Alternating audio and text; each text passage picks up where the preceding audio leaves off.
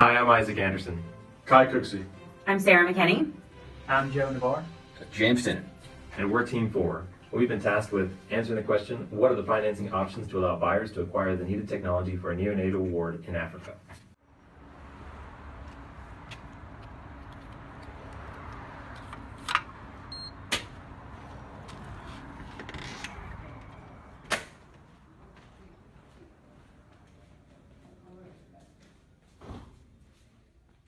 The reason we're talking about financing at all is to support their mission.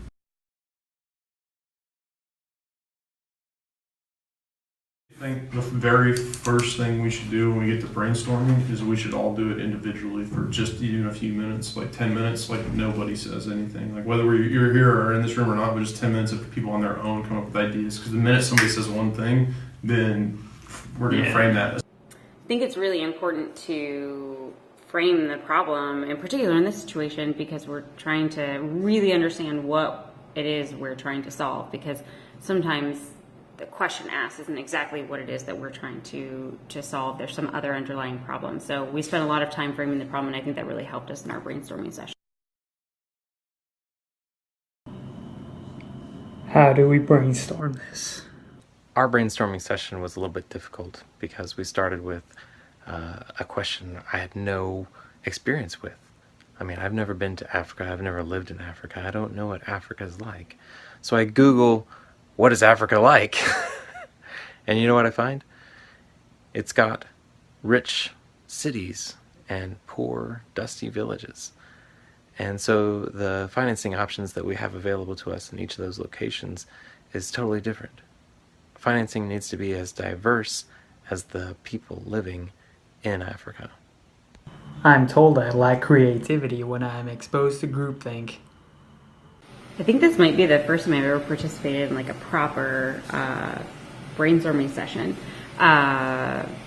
where it's unstructured, something different than anything I've experienced before. But I think it went well. Probably the hardest thing was us kind of getting out of the sort of methodical, I go, you go kind of idea that we're used to with.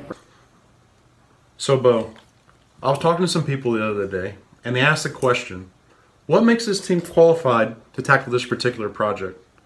Well, number one, we are Rice professional MBA students. We're also engineers, economists, analysts, traders, and originators. But most importantly, after a year in this program, we're battle tested through numerous papers, cases, presentations, simulations, and happy hours. So what do you think about that, Bo? Where are potential sources of money? Sources of money? What are the sources for money? So the first one is the government, right? The federal government, whatever country you are. Yeah. The local government or the international government. So There's nonprofit, there's banks, of course, traditional loans. Banks have money. micro lending or like Even social financing. People have money. grants and aid. Even just donations, like individual and The hospital has some money or some way to raise revenue. Investors have money. Multinational companies. corporate donations. Corporations have money. The patients, what's their ability to pay? Maybe not a lot, maybe better than we expect, but something to think about. Bonds. We even came up with the idea of goodwill bonds. Lastly, you also have the option to use debt, in that many hospitals are currently deprived of financing sources because companies don't feel comfortable lending for medical equipment because they just don't think there's recoupable value, and that's really not the case.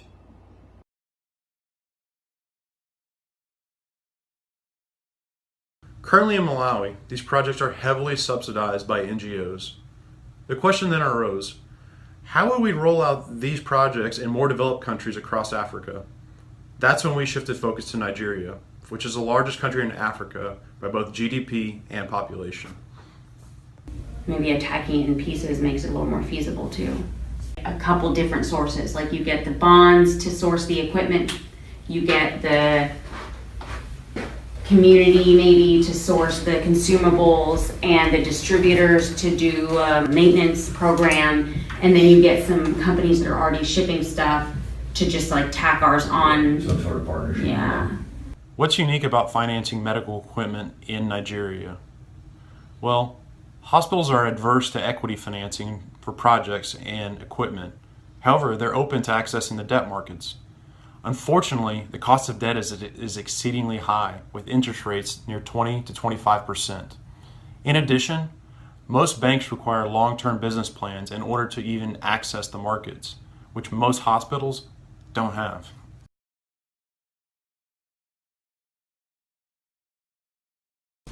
So really, Rice 360's role is in supplying the equipment to the aggregators, but they're contingent upon getting external financing from banks and lenders, which they aren't currently able to access. Basically, that money, after going back to the aggregators, will be paying Rice 360 for the equipment.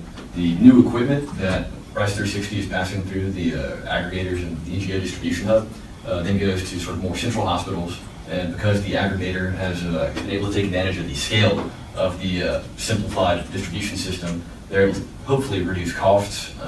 Once the large And central... the aggregator is going to be, so Rice 360 will just have to find an aggregator. Correct. Some NGO who will take ownership of this. Exactly, so work out some sort of strategic partnership.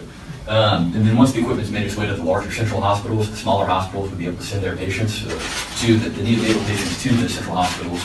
And then as the large central hospitals have made use of the equipment successfully, and because the equipment doesn't die, it lasts for years, once they've had it for some number of years or some number of months, they're able to then pass that equipment down after they've gotten their use out of it. And this will be a leasing model somewhat between the hospitals and the aggregator?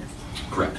And the primary target for large central hospitals will be the private hospitals with the proper funding for this type of new equipment. Mm-hmm. Especially in Nigeria, and that can be modified depending on the country that they move to next. And the aggregator can continue to basically bring in the full demand of the country to take advantage of the lower interest rates and the higher volume manufacturing. Exactly. So what are some of the advantages of using an aggregator? By using an aggregator, we can really centralize our equipment and funding input. And really, the advantage of going through an aggregator is that you can develop long-term plans. This is critical in lowering your interest rates. And this is something that we saw when talking with local banks, that they won't let the hospitals access the debt markets unless they have a long-term plan. And they each kind of run as more like an individual business, and by aggregating everything, and because Rice 360 or the aggregator is interested in the long-term like sustainability of this, they would be interested in making a long-term plan and helping them access this funding. An aggregator also creates a central hub where we can concentrate our new and used equipment, which will be shipped out to large or small hospitals through a leasing model. We can also achieve economies of scale by really ramping up the volume of CPAPs that we're sending in through aggregators. So you could potentially relocate to their current producers, I guess Chinese manufacturing facilities as well, right?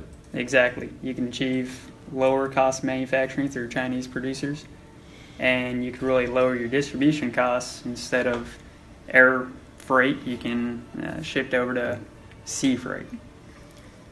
Now, aggregators also provide flexible and dynamic means of distribution, since they will be local. Go. Go. Guys, so what's next? Rice 360 needs to find an aggregator, which can be an NGO, a corporation, or local university, depending on the country. Secondly, they need to come up with a long-term plan for manufacturing, distribution, and leasing, which will give them an idea of total funding they need. The last thing they need is they need a financial partner. We're talking about a local bank, such as Diamond Bank in Nigeria, as well as an international organization, such as the World Bank, the IMF, or the Africa Health Infrastructure Fund. Thank you and good luck.